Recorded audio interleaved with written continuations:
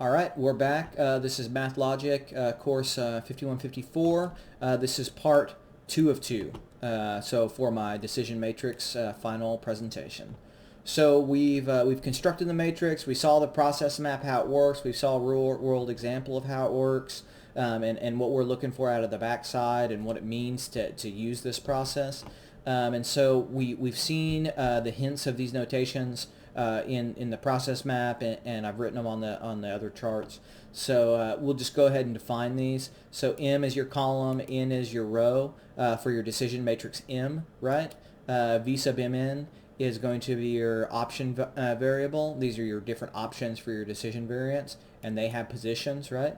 And then this is your subscore for your decision variance, which is a combination of your variance or your options and your weights.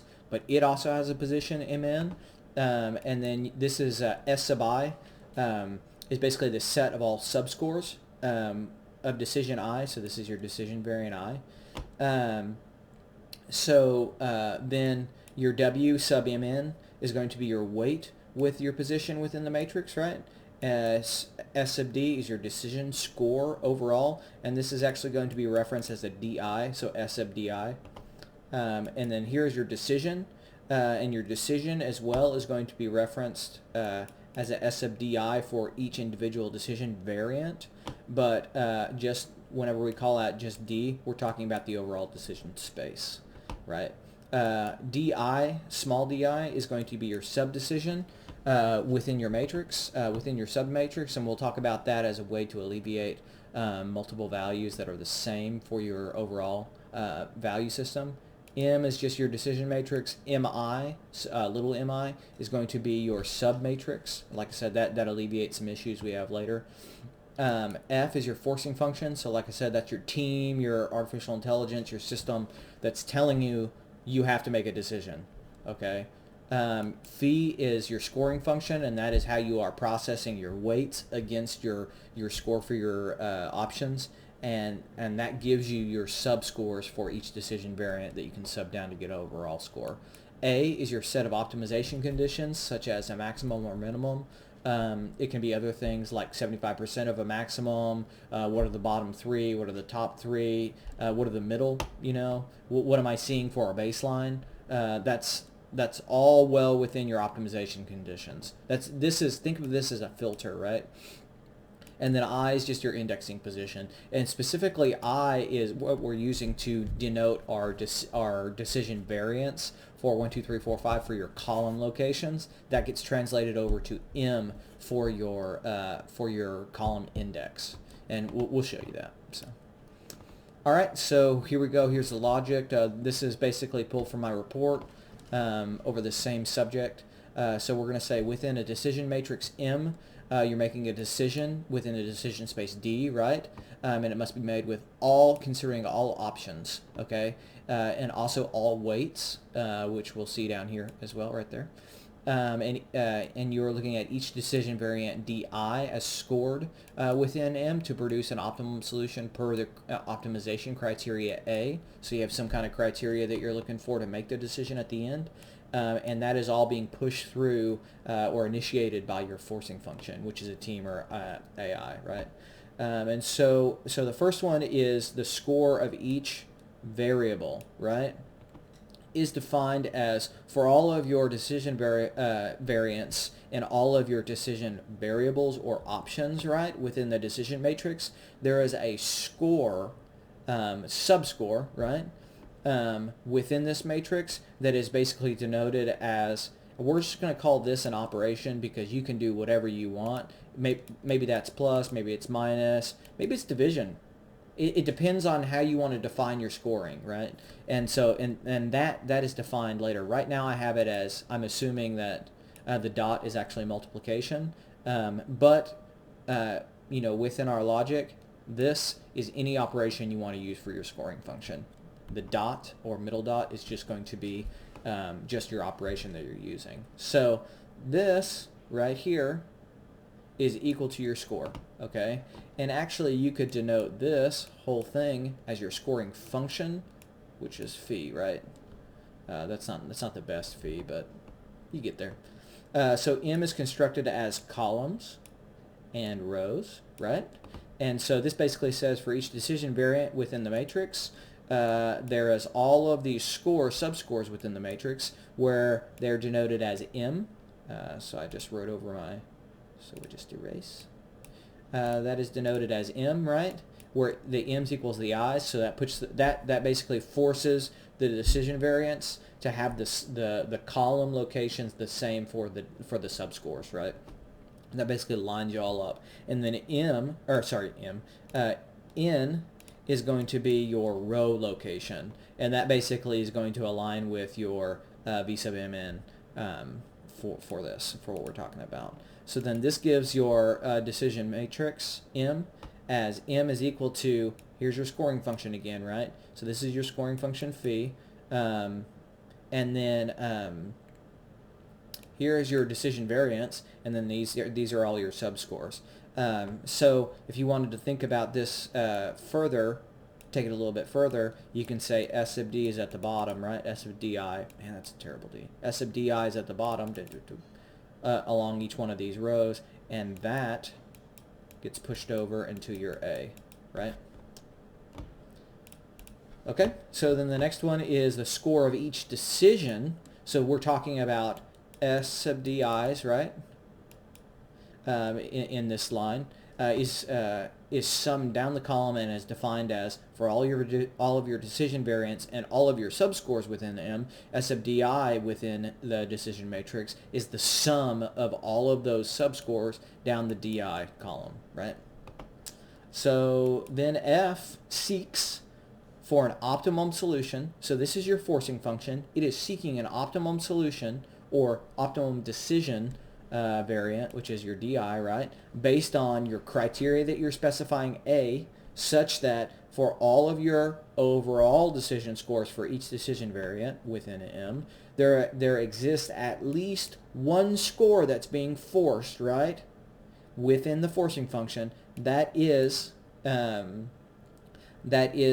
pushed through the optimum criteria, and that is giving your Di variant, right? So out of the backside of this right here, what you're getting, I don't know if equals is really the right term for this, but what you're getting out of the backside is actually your D sub I that you're going to use to make your decision, right? That's what you're getting. So also this right here is just a little note that there are many different value systems that can be used for weighting and for option data pairs. And actually the reference in 6, which is listed in the last slide of this presentation, it suggests a method to baseline a value. And basically it's using a system of pluses and minuses, and you're summing the minuses and pluses around a base of 0, and then basically the difference between that gives you your score for each. So okay, so then this is the logic of this continued, and now if we look at mapping the variables into M, we can see that for every decision variant we are performing an operation which is your scoring function phi over the data pair of your options and your weights, and we are getting exactly one subscore for every data pair that you're getting, right? So for every so if you do this like this for every data pair, right? That's not an omega, it's a W. For every data pair, right? Then this implies that you're getting exactly there exists one and only one. This is here. We'll make this a little bit clearer. One and only one subscore, right? For that is within your Di variant. Okay. That's probably not exactly the notation that's right, but you get where I'm going to. So thus, if we consider all the subscores S sub Di on decision Di, then basically what we're saying is for every data pair, right, that's within your matrix, there is a phi that is taking this, and you're getting exactly one, right?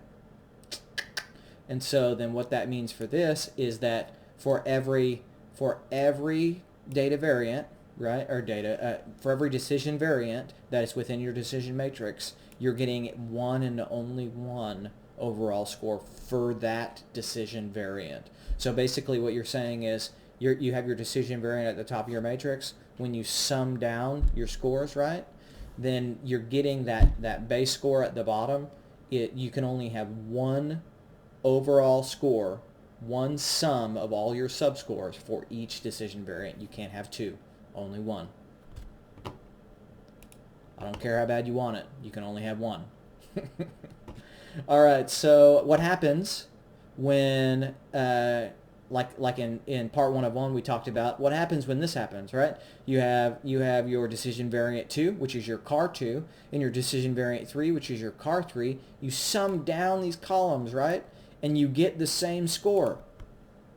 Oh no, what are we going to do? The thing breaks, right? So there's actually two options for this. We're going to call this one case 1, and we're going to call this one case 2.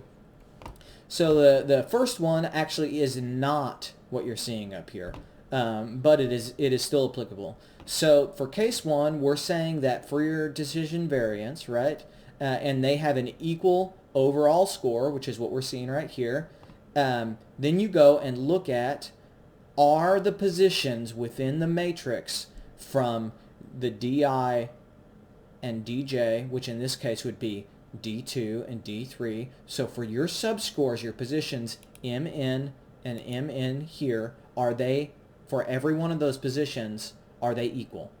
So basically what to make this make sense is, for a 7 here, you would have to have a 7 here. For a 1 here, you'd have to have a 1 here. 9 and 9, there's one that's equal, right? There's 3, this one would have to be 3. 6, this one would have to be 6. 7, this one would have to be 7. Everything in this column would have to exactly equal the opposing MN position in this column. That's what we're saying right here. And that would also give you the same score at the bottom. But what we're saying here is, if that is the case, if every one of these elements are equal for between the two, D2 and D3, then one of the DIs, one of the decision variants, gets removed. It gets taken out of the matrix, right? Because what we're basically saying when we say that is that for all of our subscores, every one of those subscores is in I, but it's also in J, right? That's what we're saying. And so that means that DI and DJ, or D in our position right here, D2 and D3, right? They are exactly equal. It's like going to the car dealership. You're doing this, right? Which decision or which car are you going to buy? And the second and third car you look at are sitting right next to each other. One is a silver Camry with leather interior and new tires on it, right? Whatever the options are. And the one right next to it is another silver Camry with leather interior and new tires, and they both have exactly the same mileage, like to the mile, right? There is nothing different. They're exactly the same price. They are a carbon copy of each other. They just happen to be sitting next to each other. In that case, you just remove one of those out of the equation because they are a copy, right? They're not. There's nothing different about them. So you remove one of them out of the equation, and you consider only the one that's left, right? And in the case for maximizing the value here, this is the maximum value, so we would probably just skip over this.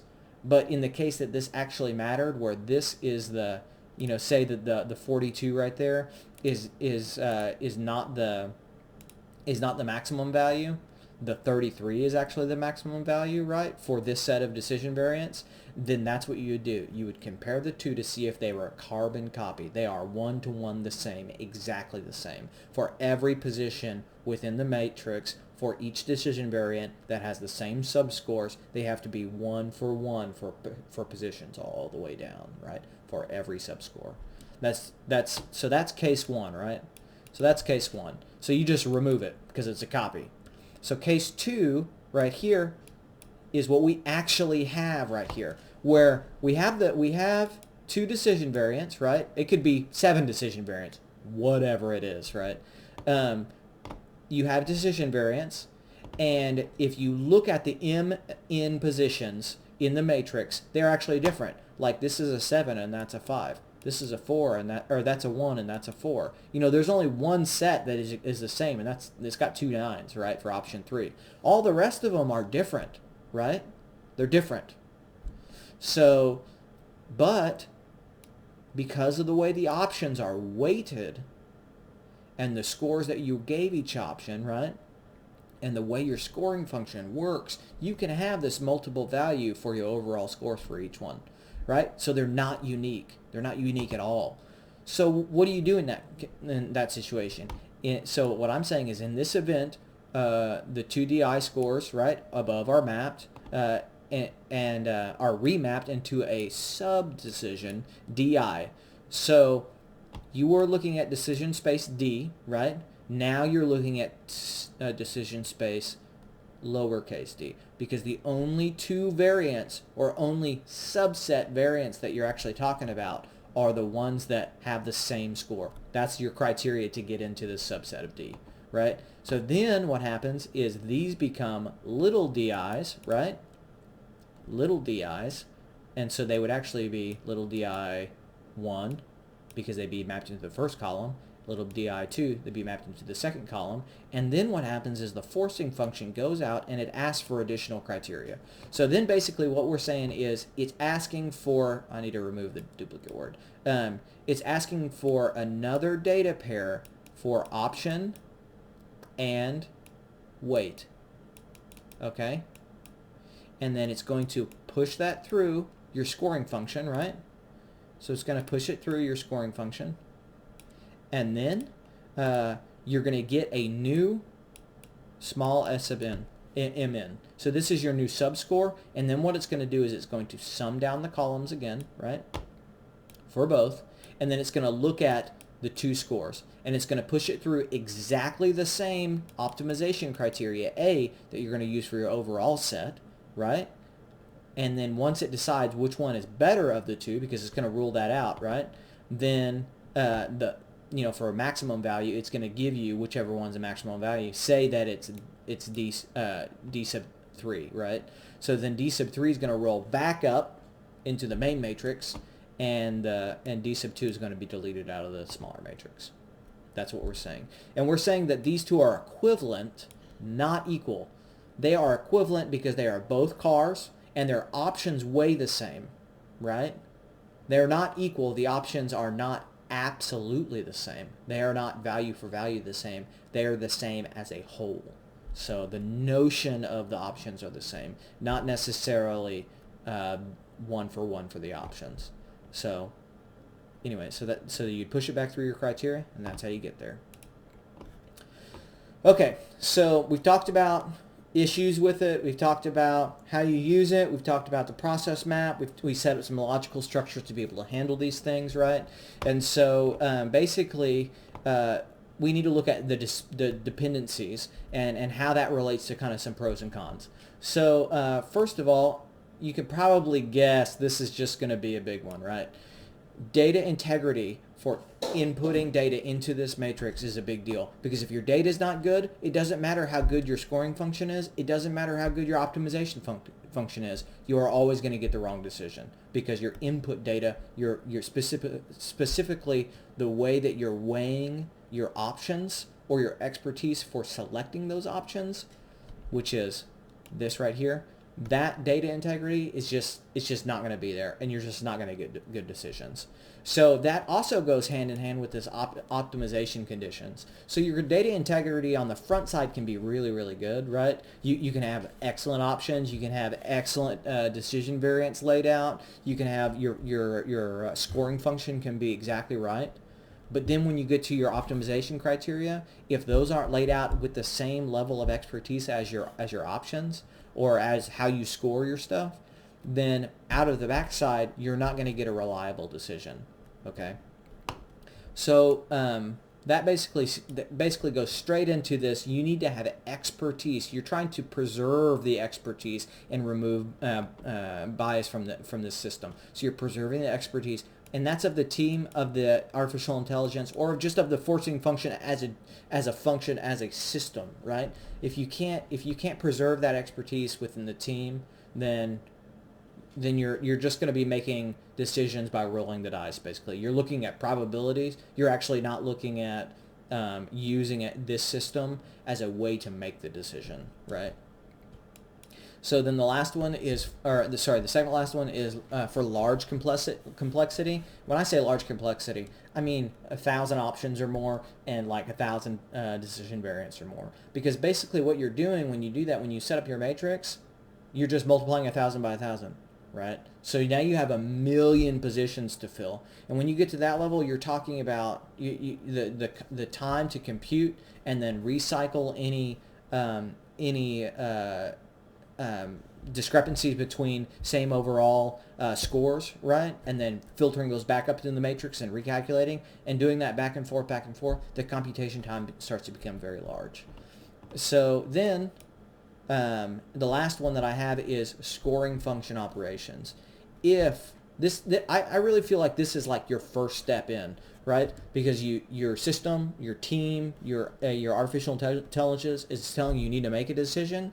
You can pretty much come up with the options. You can pretty much come up with the weights. But if your scoring function does not weigh those, does not take the weights and apply them to the options correctly, then whenever you go through your optimization, right, you're never going to get the right decision. So all of this is highly dependent, right? This process is very highly dependent on these things right here. Also, let's just erase everything.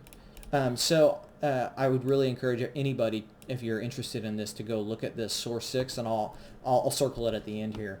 And it basically goes through the pros and cons, the applicability, and what they've seen as far as success and what that looks like as far as team size, as far as hours per project, as far as level of expertise, all of that all those factors that you can include in order to set up a system of forcing function, right, to be able to process a decision matrix. All right, so here's my last real slide.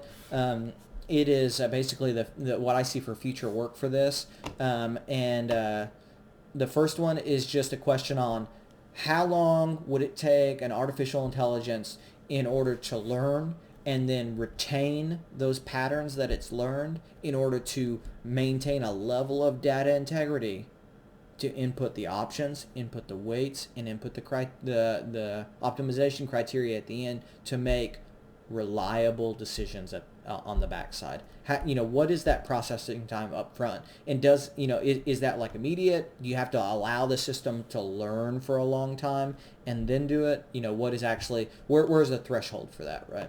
The second one is, for small matrices, for low numbers of options and low numbers of decision variants, then you're going to have a low number of scores, overall scores, right? And that gives you a higher probability for having scores that are the same. And actually, whenever I did the small matrix that's not weighted, I got an equivalent score almost immediately. Like, it took me a while to get a second set for that, but I could do it. And that's running random numbers and random weights through an Excel spreadsheet. But whenever I went to the weighted spreadsheet, which is like 12 and 6, and then plus all the weights and everything, and randomly weighting and randomly choosing scores for your options, I never got an equivalence relationship between two overall scores. And I did probably between 50 and 60 cycles of this, trying to see if I could get one just to have for the presentation. I never got there.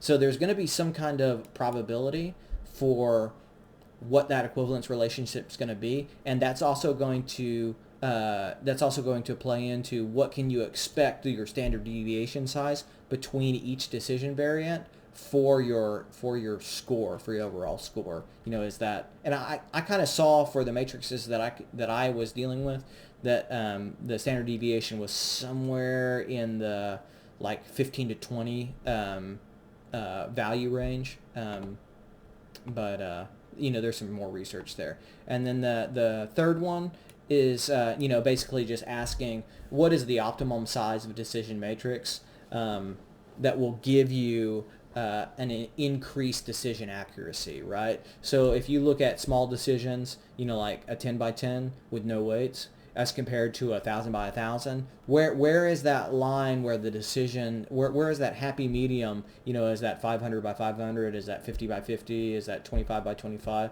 What is that optimal decision matrix size in order to be able to get an optimum decision accuracy? So that's also one of the future resources, or future areas of research. So the last one is just how can this be incorporated into processes like scheduling and forecasting? Because if you think about things like scheduling, you could use your decision score at the end to actually give you a priority ranking for an overall system. So your scoring function would give you your subscores, and then you would sum those down the columns, and then your criteria, your optimization criteria, wouldn't give you a single decision. It would go back and rank all of those based on the scores that you saw. So then you could see which products you needed to push out faster, which ones were ready to be scheduled next, that kind of thing. And I think that would be a really good application for artificial intelligence to be able to do that. So that's it. Thanks for watching. If you have any questions, please provide me feedback in the discussion forum, or send me an email, either way. And then the last slide is my sources. So I got the 4 textbooks from the course, and then this Wikipedia article, right, for the background or history between for decision matrix method. And then this number 6 is what I would suggest anybody interested to go look at for it's just kind of a general overview. It's a really quick read. I think it's like 15 pages. But it gives some applications and some successes and some limitations. And then this is actually my screenshots, where my screenshots came from for my logic. It's actually my paper that I'm going to turn in for my final report. And so I did all that in LaTeX. Anyways, thanks for watching. I really appreciate it. If you have any questions, post them on the discussion forum. That's all I have.